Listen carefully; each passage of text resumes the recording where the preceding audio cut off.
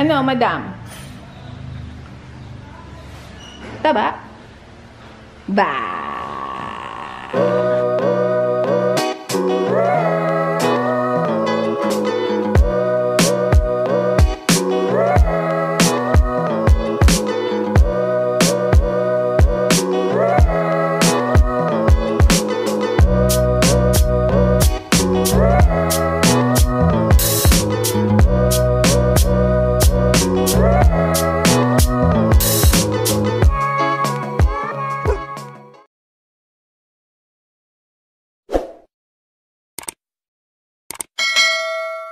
Hi guys! Welcome back to the vlog. Samahan nyo kaming bumili ng karne para sa mga aso namin.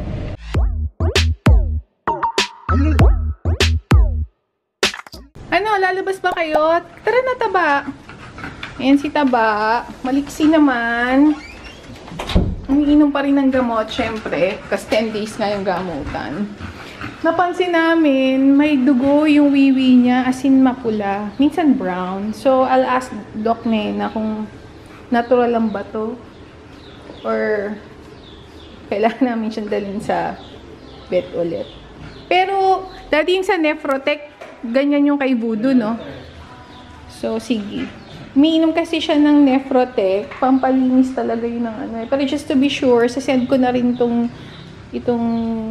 itsura na to kay Doc Nena para ma-advise kami. Ano, madam? Taba? Ba. Ito naman yung preemie puppy. She's the last one. Yung maliit, mas maliit sa kanya passed a few days ago. She did not respond to feeding, bottle feeding anymore. So yun, hopefully itong aming last preemie pup is on her way to recovery. O, Dede, pupo. Ayan. Ay, di pala kita. Dito ako sa kabila. Dumidede ba? Ayun. Dumidede naman. So, pera balis. Galingan mo, baby girl. May open na rin yung eyes niya. Hindi ko alam kung napansin nyo kanina. But I'll try to capture it again later. Isang takal nung Tuloy mo. Nung isang dog food. Yung isang takal. Mas marami kasi yung isa dahil nga magaan. So, ano ibig sabihin? So, baka mga ilang araw. 3. 4. 3. Kung magiging 3, ganun din yung isa 3 yun. Hindi kasi yung isang cup niya, sabi mo nga, mas mabigat yun. Compared dun sa isang cup nung... Baka 2 beses. Okay, yung isang cup nung... Anong pamagat niya? Budget meal? Ano? Value meal. Ayun. Okay, hi guys! Welcome back to the vlog. Samahan nyo kami ngayon. Pupunta kami dun sa frozen storage kung saan kami bumibili ng meat ng dogs. Meron na kaming nabiling value meal. Isang sako pa lang.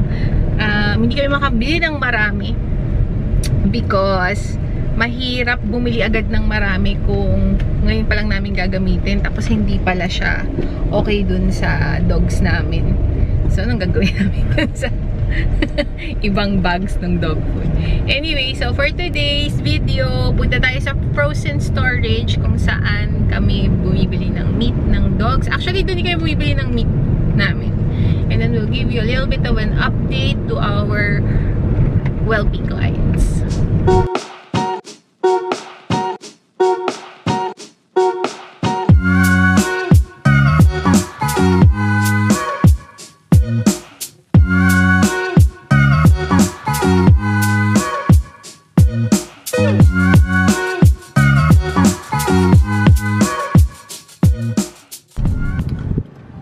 Guys, liligo lang tayo sa kanto na to. Napaka-pogi naman ito. Malapit na. Okay, basically yung Kenza na meat store, frozen storage ay nasa Pampang area. Pagka hinanap nyo naman to sa Google Map, lalabas naman siya. So, hindi ko na i-explain. Baka malito pa kayo sa akin. Basta Google Map nyo lang. Kenza. Wait lang. Pa-excite kasi siya eh. I-focus ko dun sa ano. Kenza Beef Pork Samgyeopsal and Kimchi. Kenza Meat Shop. Yan. Ayan siya guys. Kita nyo ba? Tapos may Korean ano sila, supplies din onte. At dyan tayo pupunta.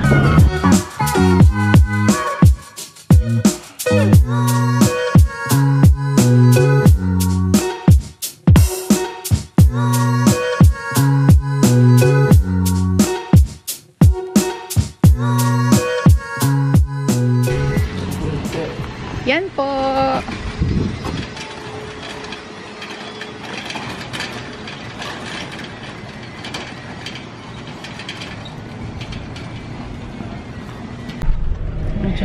Bakit? Ayan, tapos na tayong bumili ng meat. So, pauwi na tayo. Wala munang dog food. Sabi ko nga kanina, nakabili na kami ng isang bag. Test muna namin. And then siguro early next week, tsaka kami bibili ng dog food.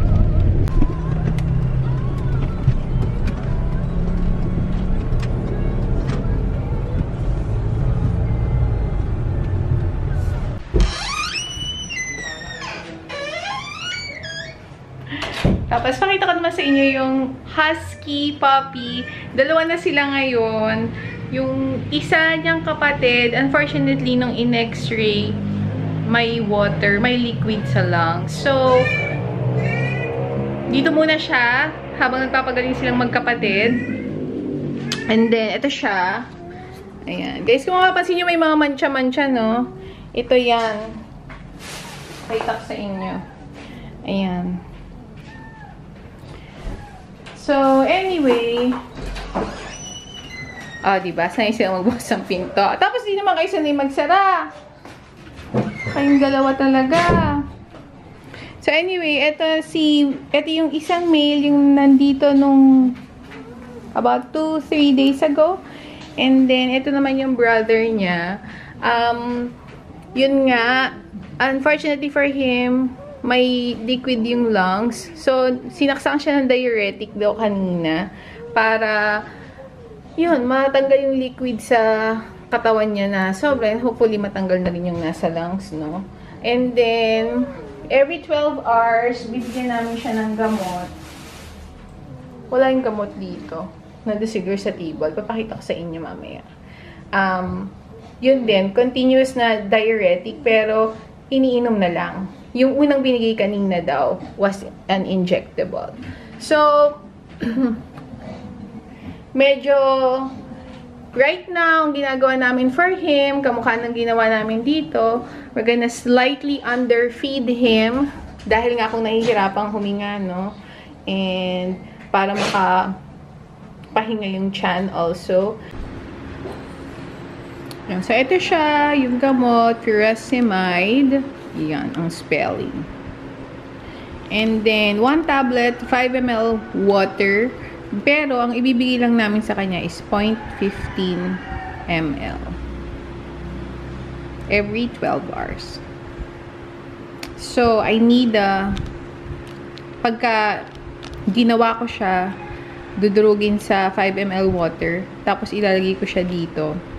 And then, kukuha ko ng 1 ml syringe para mas accurate yung 0.15 ml na ibibigay dun kay Poppy.